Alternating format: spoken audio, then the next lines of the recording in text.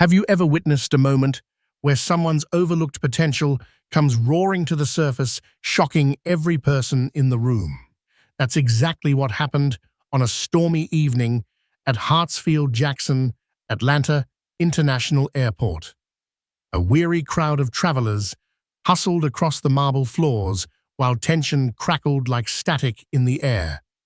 Rows of TSA officers were barking orders, a vexed pilot raced to his gate, and a single security guard had the nerve to publicly humiliate a black janitor named Darnell.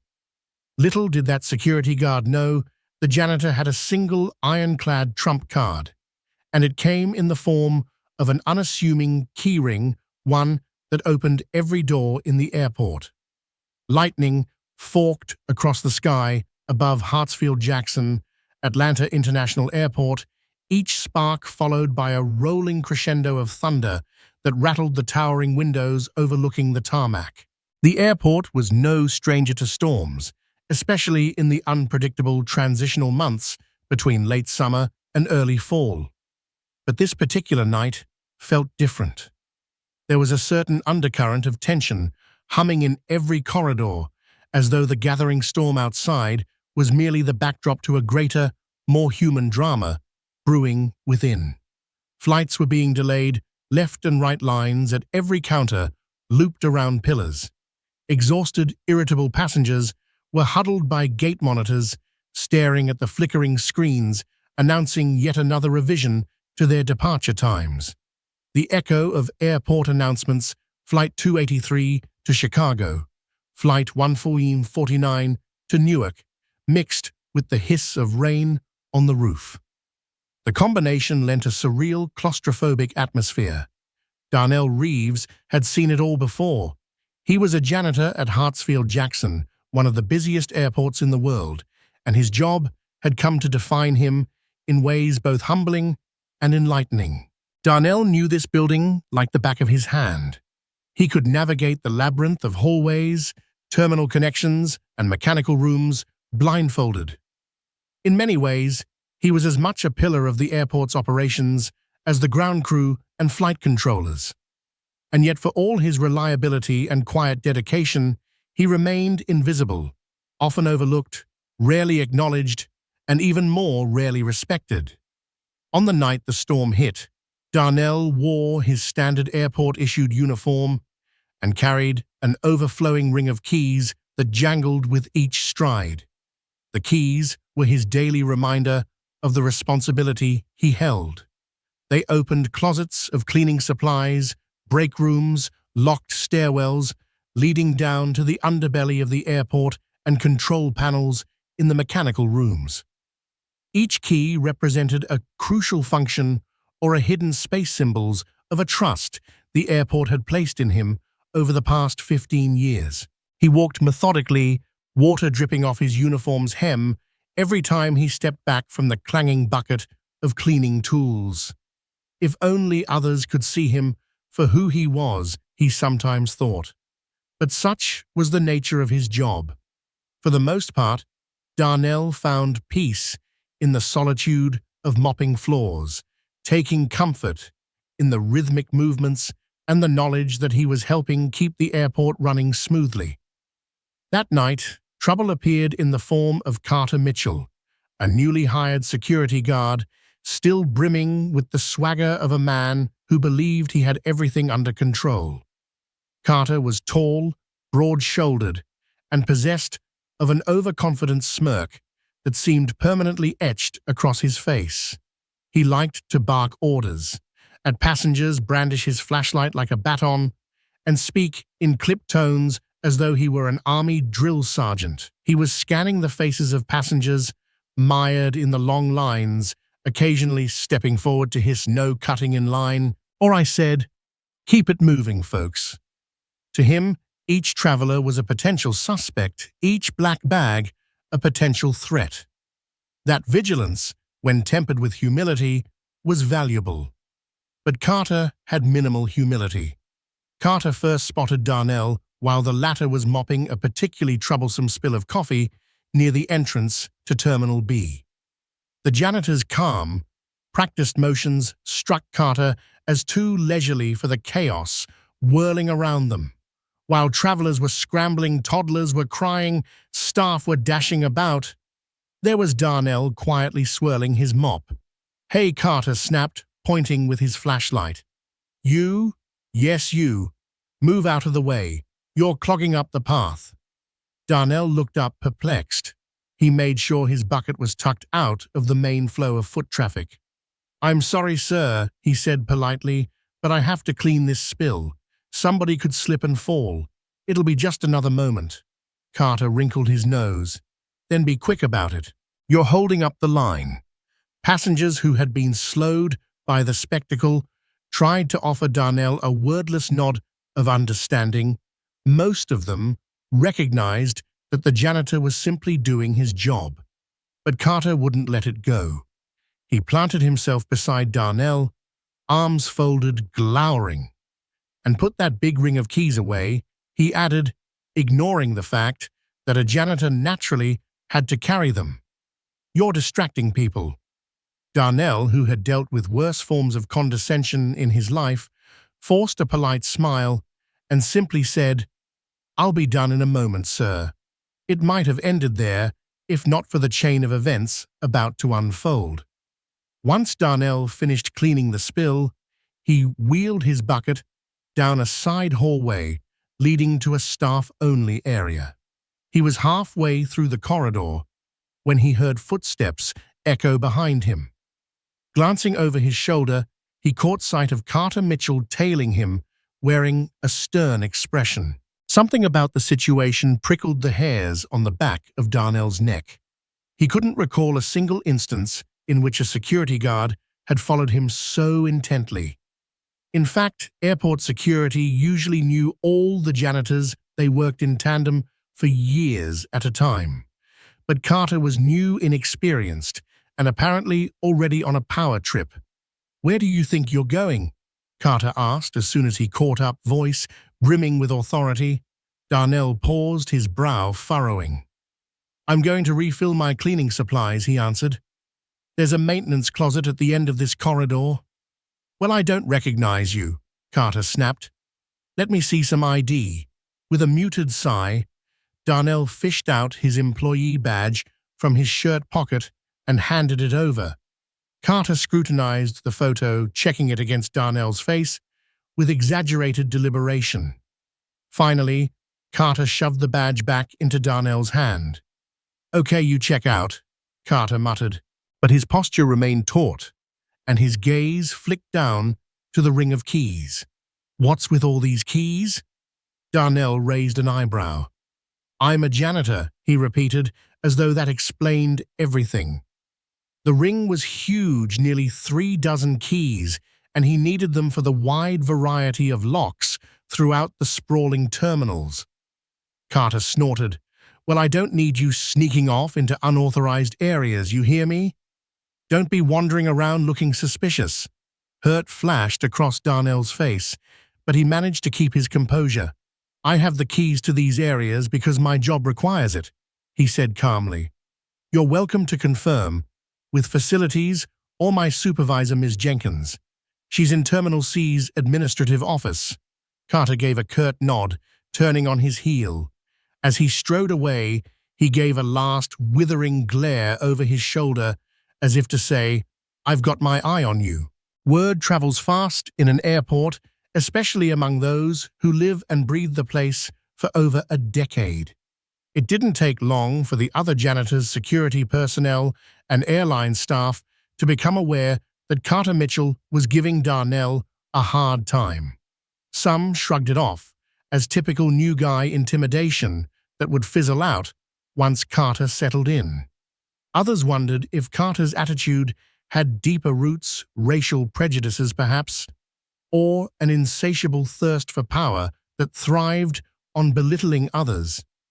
It was a particularly busy night.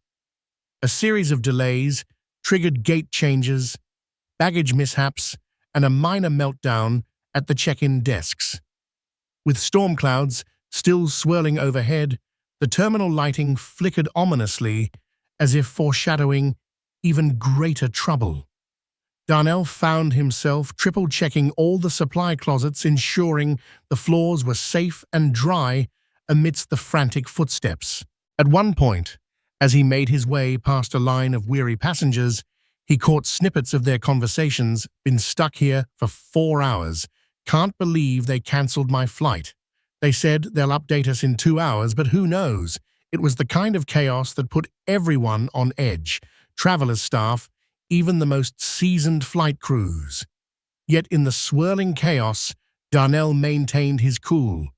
After years of dealing with all sorts of airport fiascos, from mechanical issues that grounded planes for days to bomb threats that cleared entire terminals, he had learned one major lesson.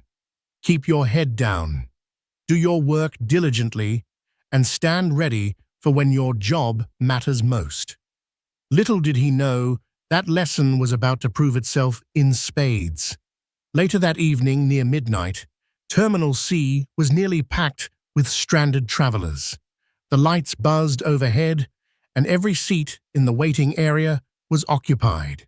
People sprawled along walls with their cell phones, some napping, others glaring at monitors. Tension had reached a fever pitch. Carter stood near the boarding gate, arms folded, scanning the crowd. He moved in short, deliberate paces, as though he were patrolling a prison yard.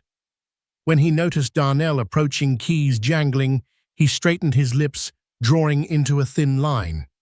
The janitor was coming to empty the trash cans and wipe down a cluster of seats that had been stained by spilled soda. Darnell kept his eyes down, not wanting a repeat of earlier. However, Carter seemed determined to escalate. The guard marched up behind him as the janitor began cleaning the seats.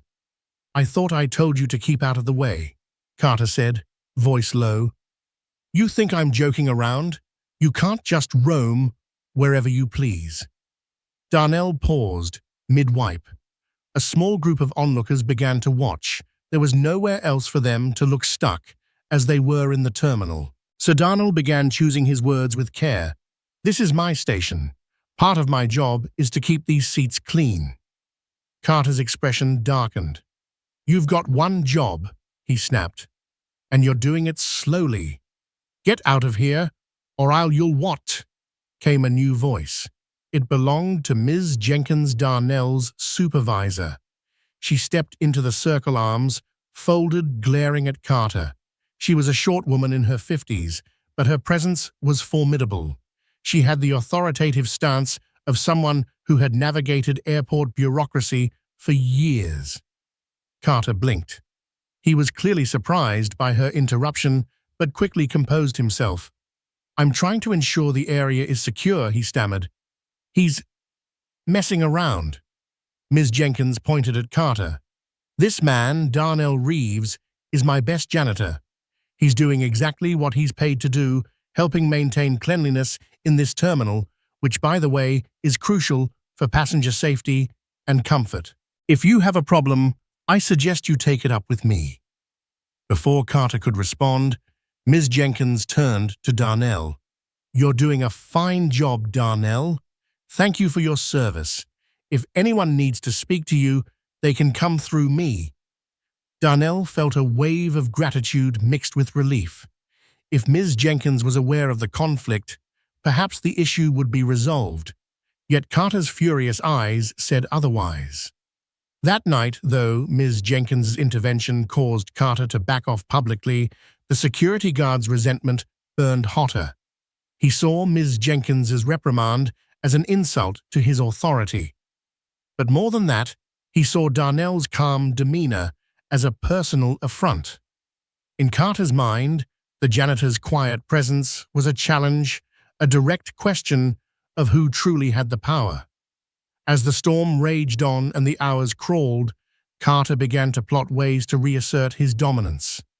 He convinced himself that Darnell needed to be taught a lesson in respect. Something about seeing a black man carry a large set of keys, wearing a uniform with calm confidence, rankled him more than he cared to admit.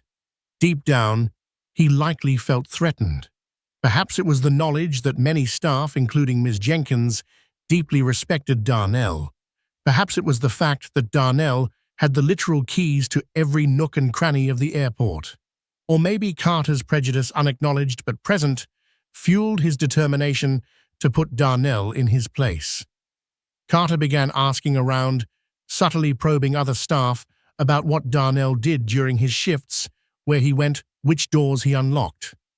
Most colleagues found Carter's questioning strange and off-putting. Many suspected his motives were impure, though no one could pinpoint exactly how Carter planned to act on his grudge.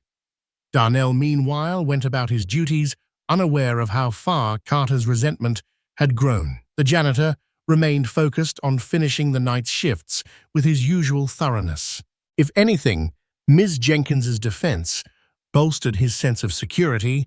He believed, perhaps naively, that formal authority would keep Carter from continuing his harassment. He was wrong. Days passed.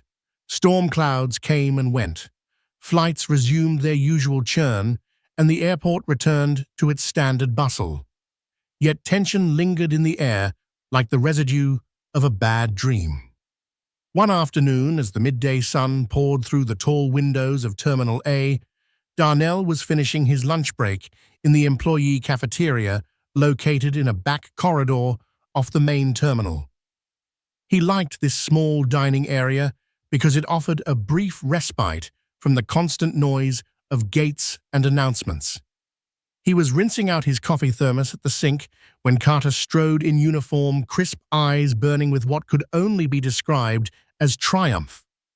Darnell Reeves, Carter's voice carried an edge that made heads turn. Darnell slowly faced him, wiping his hands on a paper towel. Yes, Carter held up a small black object between his thumb and index finger. It was a phone charger. Do you recognize this? Perplexed Darnell shook his head. No, I can't say I do. Carter smirked. Strange, because I found it in a restricted mechanical room down in the basement level near Terminal B, a room that only certain staff have keys to. I also found evidence someone had tampered with the locked cabinet of electrical supplies. He paused, letting the insinuation sink in. Of course the lock wasn't forced. Whoever did it must have had a key. So I asked around. Only a handful of employees have that specific key. And guess who's on that list? A few nearby employees murmured uneasily. Darnell felt a cold weight settle in his stomach. I have that key, yes, but I haven't been down there in days. Why would I need to? Also, that phone charger isn't mine. Carter shrugged, raising his eyebrows. Is that so? Well, I guess we'll have to see what security footage shows. In the meantime, maybe think twice about creeping around areas you're not supposed to be in. Darnell's confusion shifted to indignation. My job requires me to access locked areas for cleaning and maintenance, he retorted. I'm not creeping around anywhere, and I didn't break into anything. Carter feigned a sad smile. We'll let the higher-ups decide. Just know I'm watching you. With that, Carter pivoted and left, leaving a swirl of whispered speculation in his wake. Darnell stood, frozen, heart pounding. He knew Carter's accusation was baseless, but the guard had laid out a scenario in which Darnell would be the prime suspect if anything truly were missing or tampered with. He understood all too well the power of innuendo. If Carter's claims gained traction, it could jeopardize Darnell's job of 15 years and the quiet dignity he'd built his life upon. Ms. Jenkins wasted no time. As soon as word of Carter's accusation reached her, she called Darnell into her office. It was a cramped space near the administrative section of Terminal C, lined with filing cabinets and battered by the hum of overhead fluorescent lights. Darnell felt a wave of relief upon entering, knowing she would give him a fair hearing. Ms. Jenkins gestured for him to sit. I've been made aware of Carter Mitchell's claims. She began lacing her fingers. He's apparently told others he has evidence. You've been somewhere you shouldn't be, tampered with supplies, and left behind a phone charger. Darnell shook his head, exasperated. It's ridiculous. I can't even remember the last time I was in that mechanical room, probably 2 weeks ago, cleaning up a minor water leak. And that phone charger isn't mine. Miss Jenkins sighed. I believe you. Unfortunately, Carter filed a formal report with the Chief of Security. Now we'll have to go through the official processes reviewing video footage checking logs. You know the drill. It's not ideal, but I've already told them your record is spotless. I have no doubt you'll be cleared. But why would he do this? Darnell asked, frustration creeping into his voice. I can't understand the man's motive. Ms. Jenkins pursed her lips. I've heard talk that he may have some biases or that he feels threatened by your position. I can't say for sure, but rest assured, I'll make sure this is handled properly. Over the next few days, an investigation commenced. Darnell was asked to provide statements, detail his whereabouts, and confirm which keys he had used. The mechanical room logs showed no sign of his entry for over a week, consistent with his explanation. Moreover, the phone charger that Carter had dangled as proof turned out to be registered to some random flight mechanic who had lost it months ago. There was no direct link to Darnell whatsoever. While the investigation gradually erased Carter's false narrative, it did nothing to soothe the tension now humming between them. The guard retreated from direct confrontation, but an icy hostility replaced his initial aggression. Each time they crossed paths, Carter's glare was enough to set Darnell's teeth on edge. Cleared of any wrongdoing, Darnell tried to refocus on his work. With the storm threats subsiding, the airport returned to its usual mania. Big families traveling for the weekend, business people rushing between gates, tourists hauling souvenirs from the shops. The churn was perpetual. By now, Darnell had become something of a sympathetic figure among the airport staff. Word of Carter's baseless accusations spread, and many employees went out of their way to greet Darnell warmly or stand by him publicly. They'd say, "Hey Darnell, how's the shift?" or "Don't let that new guard get you down." Flight attendants, technicians, and older security personnel all offered nods and smiles. For someone who'd spent so many years overlooked, the support was a rare and touching experience. But with the positive also came a heavy realization: if Carter was willing to go that far once, what would stop him from trying again? How many times could Darnell prove his innocence before the negativity took a toll? Late one evening, after finishing a particularly long shift, Darnell leaned against a floor-to-ceiling window facing the tarmac. The night sky stretched endlessly, dotted with the blinking lights of distant planes. He took a moment to reflect, letting the hum of the terminal wash over him.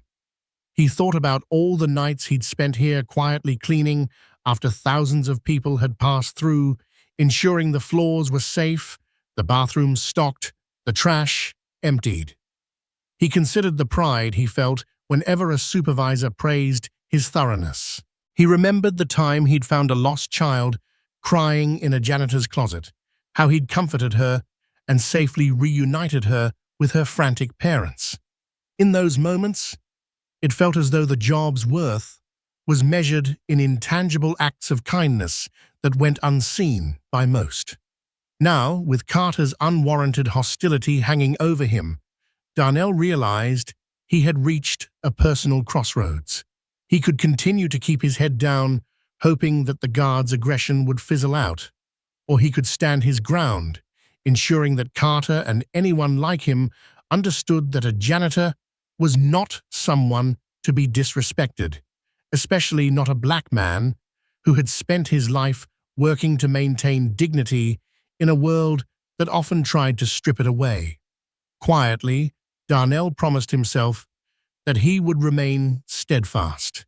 He would keep doing his job with excellence, but he would also not allow Carter's intimidation to break his spirit. It happened on a Sunday, a day usually marked by families traveling for leisurely vacations. But on this particular Sunday, chaos erupted in Terminal D. A sudden mechanical failure in the main power grid caused partial blackouts. Lights flickered, conveyor belts stalled, and the air conditioning unit shut down. Within minutes, the temperature in that section of the airport climbed uncomfortably high. "Ladies and gentlemen, we're experiencing technical difficulties," crackled a halting announcement over the intercom before cutting off mid-sentence. Passengers began to panic. The lines grew chaotic, and some monitors went blank.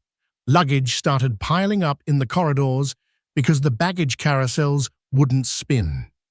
Everyone, from electricians to IT specialists, scrambled to isolate the problem. Darnell was in Terminal C when he heard the news. With Ms. Jenkins' directive, the janitorial staff mobilized to provide water and direct frantic passengers to cooler areas.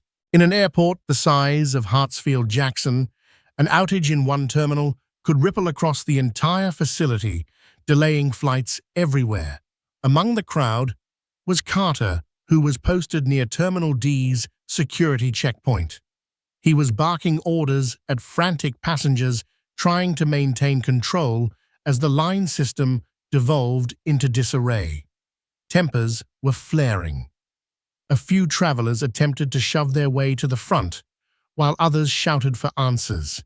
The stale, warm air only heightened the tension. "Move back," Carter shouted, arms extended to hold back the impatient crowd. "Form a single file line and wait for instructions." But with the monitors down and limited announcements, confusion reigned. Shouts and protests rang out. At that moment, a high-pitched alarm from somewhere in the bowels of the terminal blared, indicating an electrical system malfunction deeper than a mere blackout. Behind the scenes of every bustling airport is a hidden labyrinth of corridors, mechanical rooms, and storage spaces that keep operations running. Large, imposing circuit boxes hum with electricity, controlling everything from runway lights to escalators. In Terminal D, these circuit boxes were accessible only to specialized maintenance crews and those who had the keys. On that chaotic Sunday, the lead electrician, Jeff Morse, realized the meltdown was localized to a specific corridor behind the terminal's main lounge. However, that corridor's door had jammed. Time was running out, and temperatures inside Terminal D were rising with each passing minute. If they didn't stabilize the electricity soon, more systems might fail. Communications, security scanners, even emergency lighting. Amid the frenzy, Ms. Jenkins rushed toward the mechanical area, cell phone in hand. She spotted Jeff Morse struggling with the jammed door. "We need Darnell," Ms. Jenkins exclaimed. "He has the master key." The older model locks sometimes jam, but his ring of keys includes an override. Jeff nodded frantically. "Where is he?" Ms. Jenkins scanned the surging mass of passengers. "He's handing out water near gate D12. I'll go get him." Within minutes, Ms. Jenkins located Darnell. His face shone with sweat in the stifling air, yet he was calmly distributing bottles to travelers, urging them to keep hydrated. The moment Ms. Jenkins beckoned him, Darnell handed off the water duties to another janitor and sprinted toward the jammed corridor. As Darnell was rushing past the security checkpoint, weaving through a frantic crowd, Carter spotted him. Immediately, suspicion flared in the guard's eyes. "Where are you going in such a hurry?" Carter demanded, stepping into Darnell's path. Darnell tried to keep his voice steady. "I'm needed in the mechanical area behind Terminal D. The door is jammed. I have a key." Carter narrowed his eyes. "You again, with your keys. Who gave you clearance to access that area?" Frustration coursed through Darnell, but time was too precious. "Ms. Jenkins, the lead electrician, Jeff Morse. They need my key." Carter took a step closer, his posture aggressive, blocking the corridor. I haven't heard any order about that.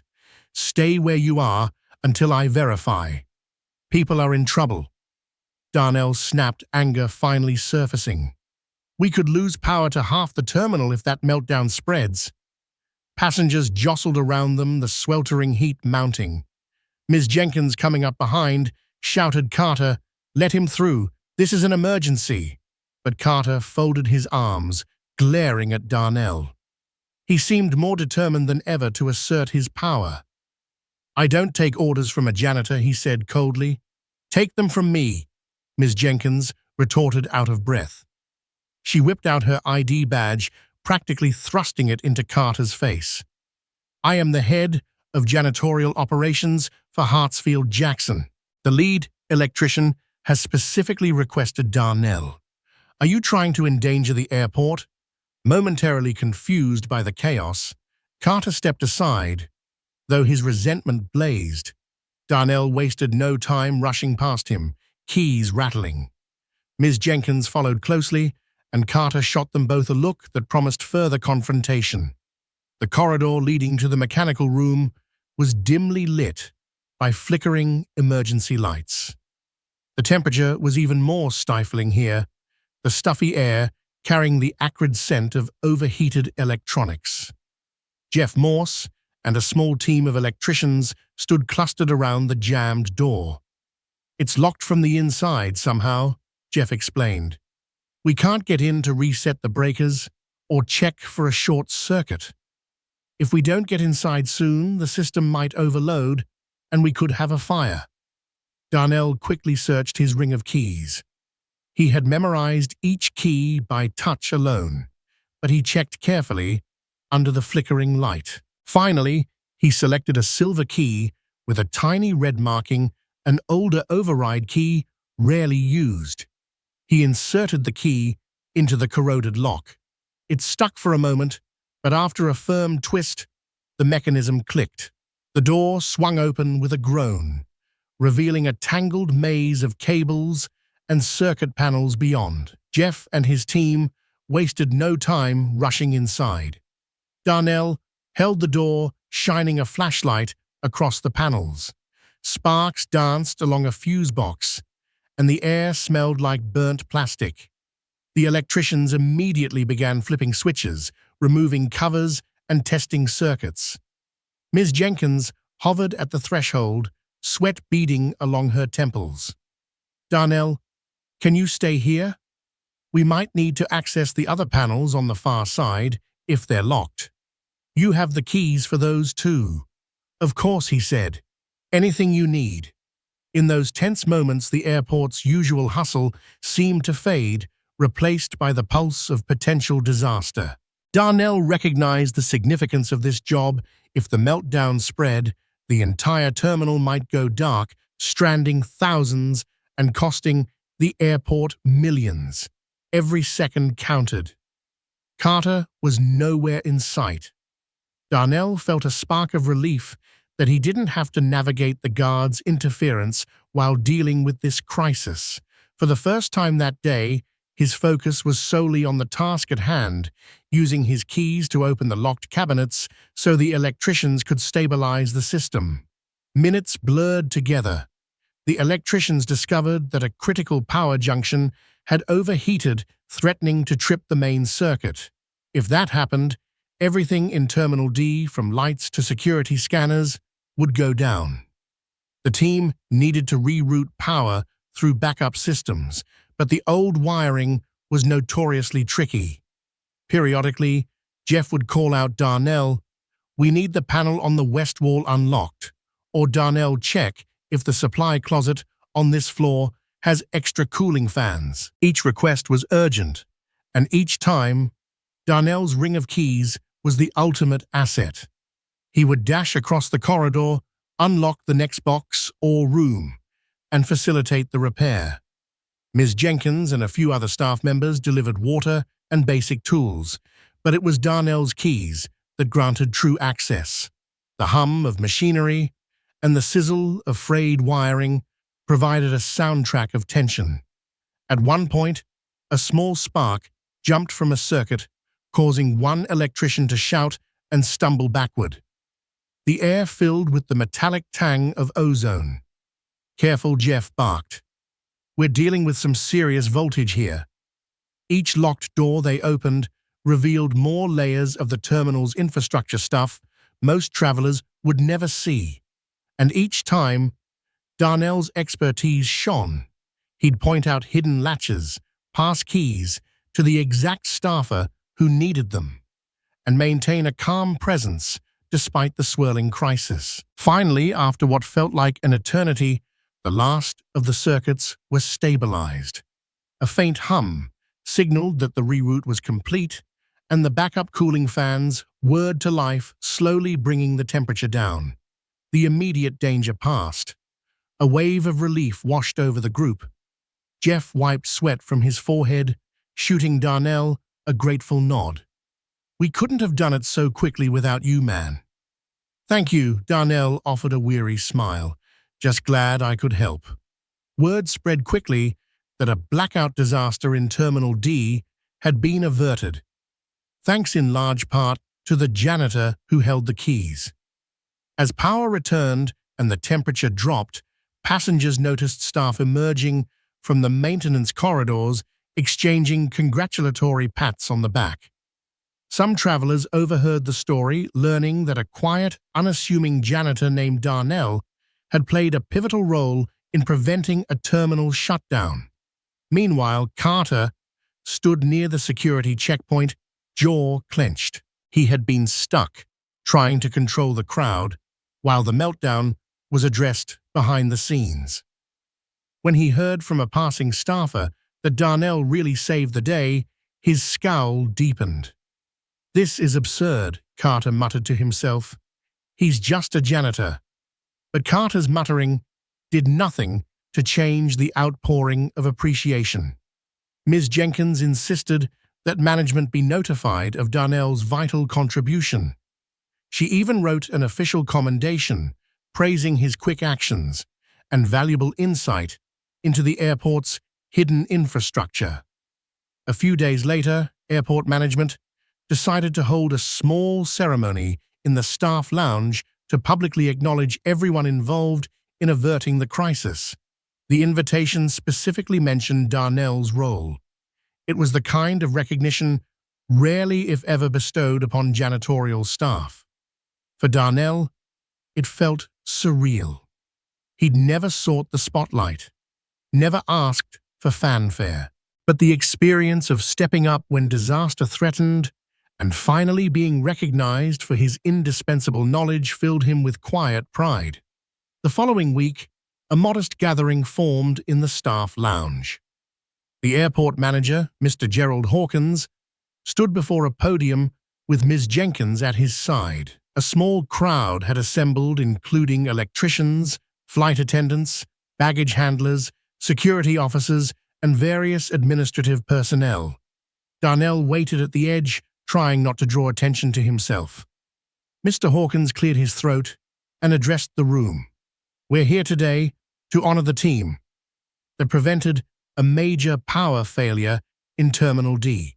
Their quick thinking and thorough knowledge of our infrastructure ensured that thousands of travelers were not stranded in the dark. We owe them our gratitude." He read through names, highlighting contributions: Jeff Morse for diagnosing the electrical malfunction, Ms. Jenkins for coordinating staff, and so on. Then came the moment that made Darnell's heart thump. "I'd also like to give special thanks to one individual whose keys and expertise proved essential in accessing all those locked panels and corridors," Hawkins said with a smile. "Without him, our team couldn't have worked as fast as they did. He's a longtime member of our airport family, and it's high time we acknowledge him properly." He beckoned Darnell forward. The janitor, heart pounding, stepped to the front. Applause broke out, some of it polite, some of it quite enthusiastic. He spotted Ms. Jenkins beaming with pride. Even Jeff Morse, typically stoic, was clapping vigorously. Mr. Hawkins handed Darnell a small plaque with the airport's logo. The inscription read, in recognition of outstanding service and dedication during the Terminal D power emergency. For a moment, Darnell stood speechless. He had never been singled out for an award in his entire career. The crowd's applause felt like a warm tide washing away years of being invisible.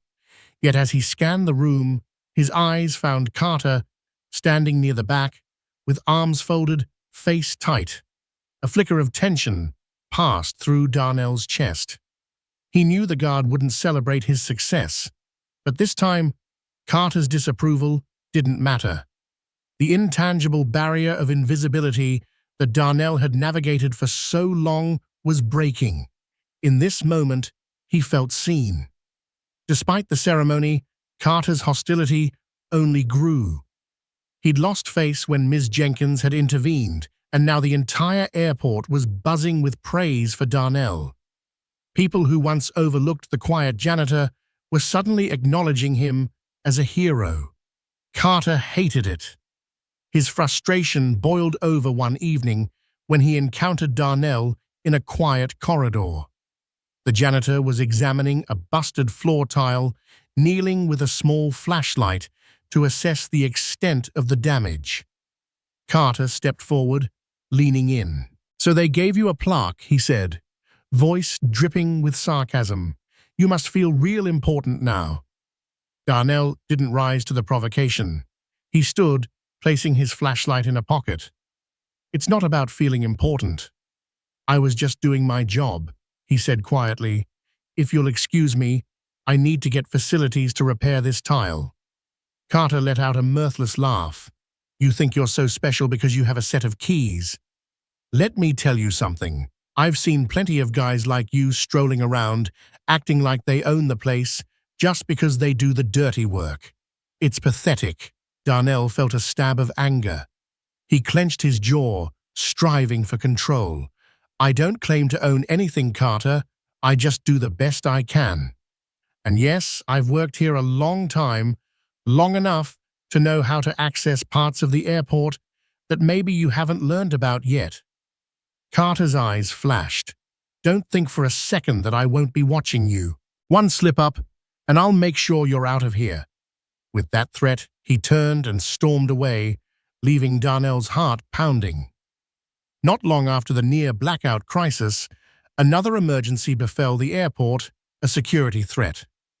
A suitcase left unattended in the check-in area triggered alarms and a partial evacuation of Terminal A. In the high-alert climate of modern travel, any hint of a security breach was taken extremely seriously. Teams of TSA officers and security personnel swarmed the area, establishing barricades. Carter was among them, finally in his element, dealing with a tangible security threat. He directed evacuees, questioned witnesses, and searched for the owner of the suspicious suitcase. Passengers were ushered out of Terminal A, but the chaos spilled over into adjoining terminals, including where Darnell was working. He found himself stuck in the crowd, herded away from the main corridor. In the confusion, Ms. Jenkins and other staff were separated. Suddenly, an announcement blared, "Attention all personnel. Due to a security threat, do not allow anyone to enter or exit Terminal A until further notice. We have a possible explosive device. Proceed with evacuation procedures." The thick press of bodies made movement difficult. People were shouting in confusion.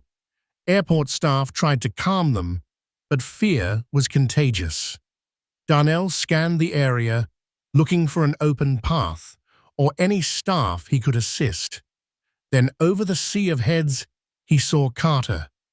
The guard was standing near a cordoned-off entrance, speaking into a walkie-talkie. A group of anxious travelers, some with children, pleaded to be let through to retrieve their baggage or find loved ones. Carter was refusing, rightfully given the instructions, but the standoff was in flaming tempers. With no immediate cleaning duties required, in this moment of crisis, Darnell made a judgment call.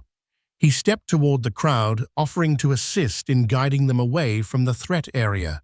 If this possible explosive device turned out to be real, they needed an orderly evacuation, not a frantic stampede. As Darnell approached, Carter spotted him. Immediately suspicion flared. "You again?" he growled. "Back off. We're in the middle of an emergency." Darnell kept his voice calm. "That's why I'm here. I might be able to help keep people organized. We need to get them away from Terminal A as quickly as possible." Carter glared. "I don't need your help." The crowd's anxiety was escalating, fueling the risk of panic. Children were crying, older passengers looking faint. A TSA officer, clearly overwhelmed, stepped forward. "We can't get everyone out through this corridor. The main route is blocked and we need a second path."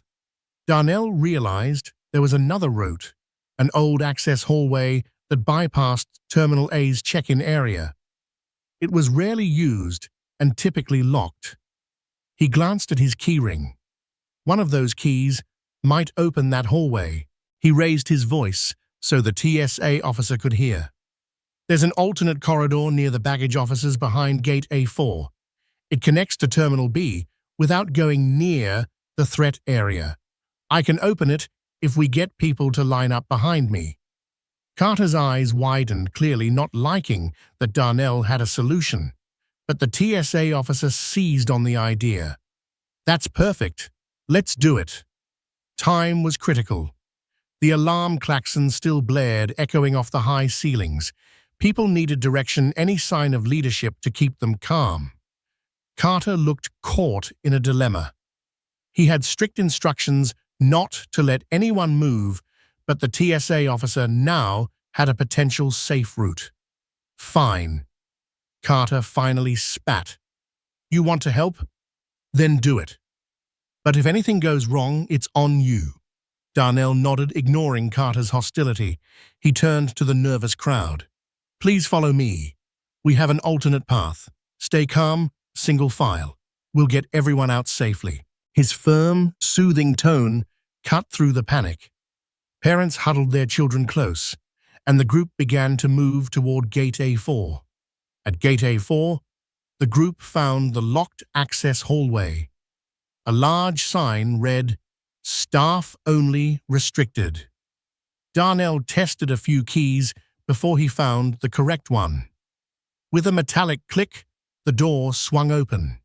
Inside, fluorescent lights buzzed overhead, revealing a narrow corridor that sloped downward. The smell of detergent and old tile lingered, evidence that it was mostly used by staff. It was far from luxurious, just a utilitarian passage. But it was safe. One by one, travelers filed in relief, evident on their faces. The corridor exited near Terminal B's security checkpoint, a safe distance from the threat in Terminal A. TSA officers guided the evacuees forward, occasionally thanking Darnell for knowing about this seldom-used path. Meanwhile, Carter hovered occasionally, glancing at Darnell. He seemed reluctant to admit that the janitor's knowledge and keys had once again proven invaluable. But with adrenaline pumping and his attention split between the evacuation and the potential bomb scare, Carter couldn't do much beyond scowling. Finally, once the last of the evacuees cleared the corridor, TSA sealed it behind them to prevent re-entry. They would wait until the suspicious suitcase was investigated. Darnell and Carter stood in a small administrative lobby, watching the crowd file into Terminal B. "You knew about that corridor, Carter," said his voice heavy with grudging respect, "and you had the key." Darnell nodded, too drained to pass Carter's tone. "It's part of my job to know these things." Carter said nothing more, turning on his heel to confer with the TSA officers. Darnell exhaled, feeling the weight of the crisis fade. The suitcase later turned out to be a forgotten bag of a harried traveler containing clothes and a laptop, thankfully not an explosive device. The airport reopened Terminal A soon after. Another crisis had been averted with Darnell's help. Though the suitcase crisis ended peacefully, it deepened a strange tension, swirling in Carter's gut.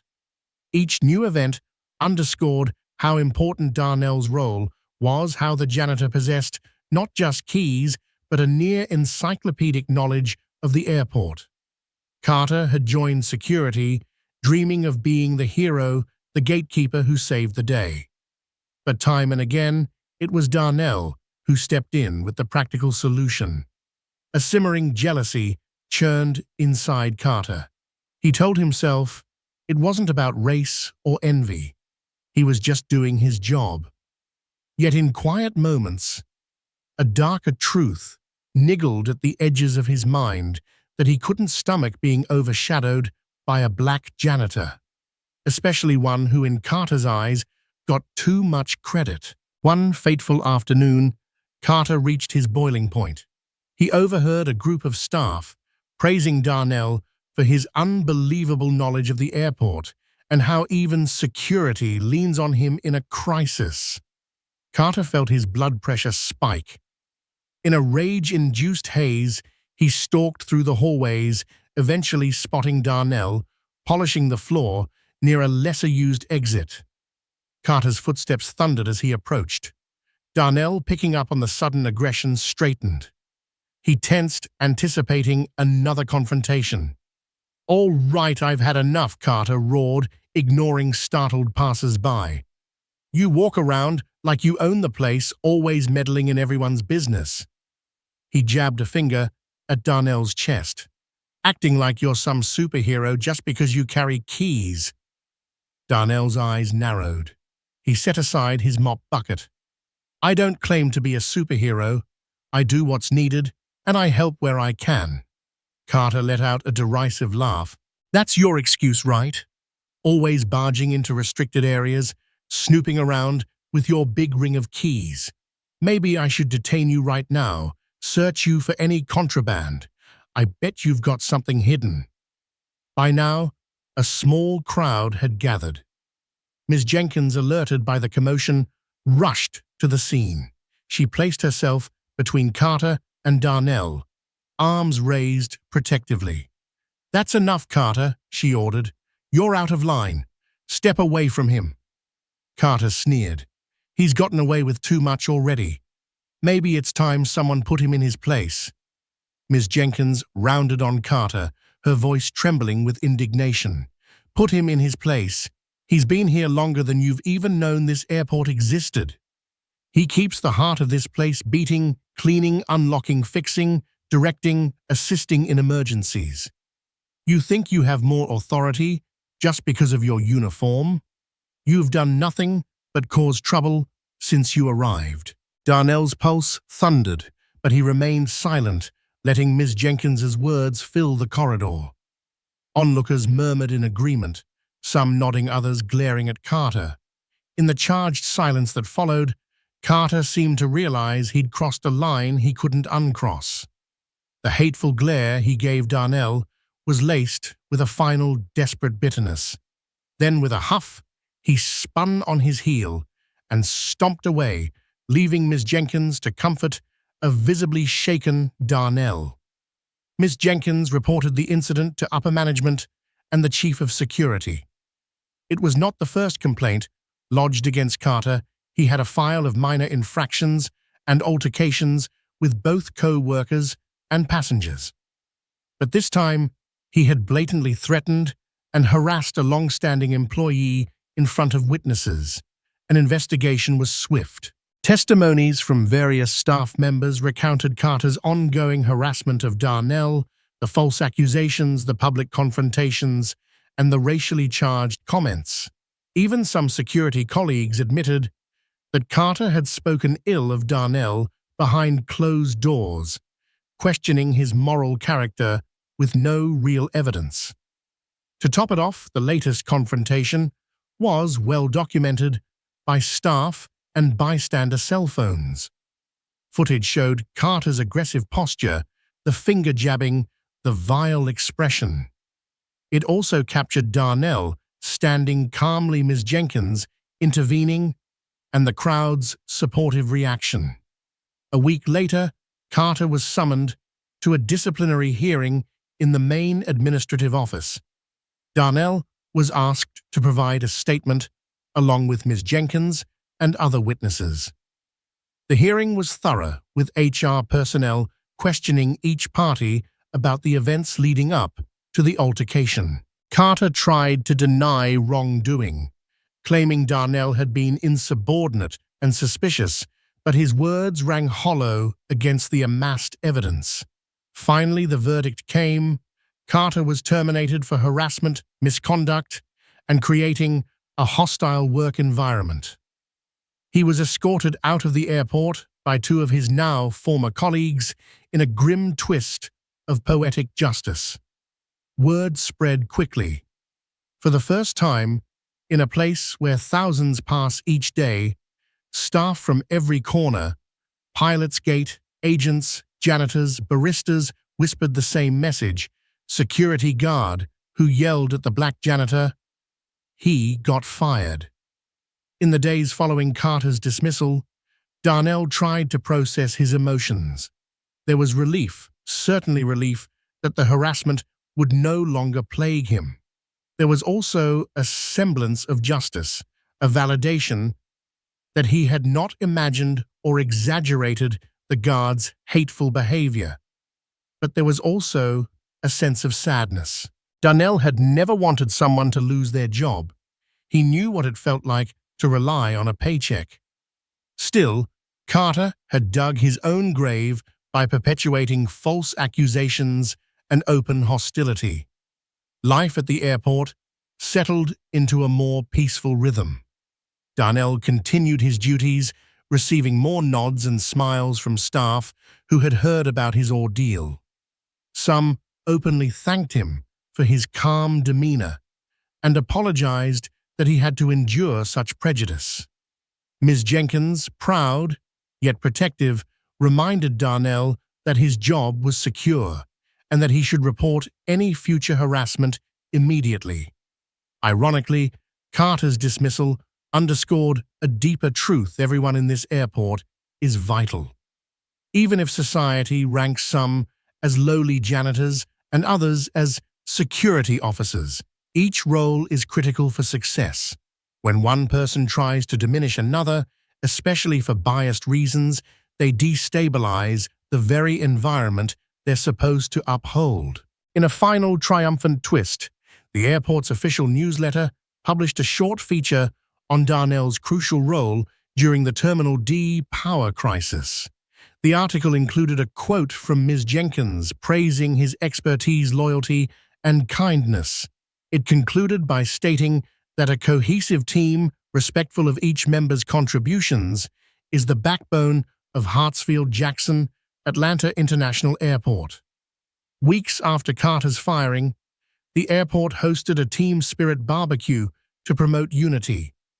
Staff from all departments gathered, including Darnell, casual, relaxed, and finally seen. He laughed with electricians, shared stories with flight attendants, and realized how many people he'd quietly impacted over the years. Jeff Morse joked, "Let's meet over burgers, not blackouts." In that sunny park, Darnell felt something rare, true belonging. No threats, no stares, just respect. Carter's memory faded, replaced by a renewed culture of support. Darnell knew the airport was changing for the better, and for once, he didn't feel invisible. After his firing, Carter's life unraveled. Word spread about his misconduct, and no security firm would hire him. Resentment festered as he blamed Darnell for his downfall, ignoring his own actions. Eventually, Carter took a job as a parking lot attendant near the airport, watching the very planes he once guarded. Each passing jet reminded him of what he'd lost. People still whispered, "The guard who yelled at the janitor, he got what he deserved." Carter, once puffed up with authority, now sat in a booth, forgotten, bitter, and surrounded by the consequences he created. Months later, on a rare day off, Darnell pulled into a rental car lot to pick up a relative. As he approached the booth, he froze behind the glass. Sat Carter, the former security guard, now reduced to a parking attendant. Their eyes met. Carter looked away, face tight with shame. "How much?" Darnell asked softly. $10, Carter muttered, not meeting his gaze. Darnell handed him the money with a polite nod. "Have a good day." Carter barely mumbled a reply. Driving off, Darnell felt no triumph, just a quiet, humbling peace. Carter had once tried to strip him of dignity. Now, fate had handed Carter a mirror, and Darnell, still holding his keys, had moved on, stronger, wiser, unbothered. Driving onto the highway, Darnell replayed the chance encounter with Carter. There was no smug satisfaction, only quiet reflection.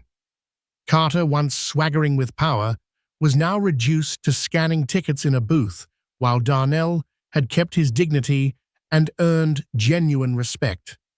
At home, Darnell told his wife about the run-in. She listened, then softly said, "Sometimes karma finds its own way." He nodded. "I don't hate him. I just hope he learns something." That night, as planes streaked overhead in the dark sky, Darnell realized something deeper. The real victory wasn't Carter's fall, but the unwavering support Darnell had gained from his colleagues. His keys had opened doors in more ways than one, proving that resilience, humility, and doing right could quietly outlast prejudice and pride. Darnell's quiet heroism became legend at Hartsfield-Jackson. He was now the go-to mentor for new janitors, teaching not just tasks, but how to move with dignity even under pressure. His keys weren't just tools, they were symbols of trust. The airport embraced change. Management launched new policies, promoting teamwork and respect. Security staff were retrained to see every role as vital. Cultural sensitivity workshops became mandatory. Darnell kept doing what he'd always done, working hard, staying humble. But now each hallway he walked echoed with recognition. He wasn't just the janitor with the keys. He was the steady force that helped hold the airport together. Through storms, crises, and conflict, Darnell proved that even those overlooked can become pillars of strength. His legacy wasn't loud, but it was lasting. As the years passed, Darnell remained a steady presence at the airport. He trained new recruits with patience, teaching them not just where keys fit, but how to carry themselves with pride and resilience. He rarely spoke of Carter, choosing instead to share stories of teamwork and kindness. When Ms. Jenkins retired, she called Darnell the soul of the airport, thanking him for years of quiet leadership. A new supervisor took over, continuing the culture of respect Darnell helped nurture. He became a mentor to many, embodying humility and strength. To the world, he was still a janitor, but to those who worked beside him, he was the backbone of their community, steady, wise, and deeply respected. On his 20th work anniversary, Darnell found a surprise invitation in his locker, a celebration in his honor. At the staff lounge, employees from all departments gathered, janitors, technicians, managers, all there for him. Airport manager Alicia Perez praised Darnell's legacy, joking that his keys were more valuable than the official master set. When he stepped up to accept his plaque, the applause was overwhelming. Darnell spoke briefly, reminding everyone that unity and respect keep the airport running. Though thousands of travelers would never know his name, those who worked beside him did. Darnell had become more than a janitor, he was a quiet guardian. And Carter, a forgotten warning of what hate can cost. Thank you for joining us on this emotional journey through the corridors and hidden passages of Hartsfield-Jackson Atlanta International Airport. We witnessed the quiet determination of a janitor named Darnell, someone most folks would overlook, who time and again stepped up to rescue the day. From a near-catastrophic power failure to a tense security evacuation, his keys were more than metal. They were symbols of trust, responsibility, and unwavering compassion. And in the end, the one who tried to tear him down suffered a swift, hard lesson in the power of karma.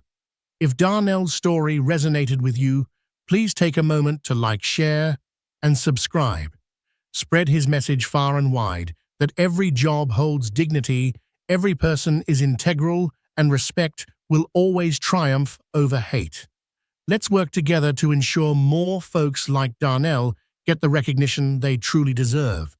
Thank you for watching.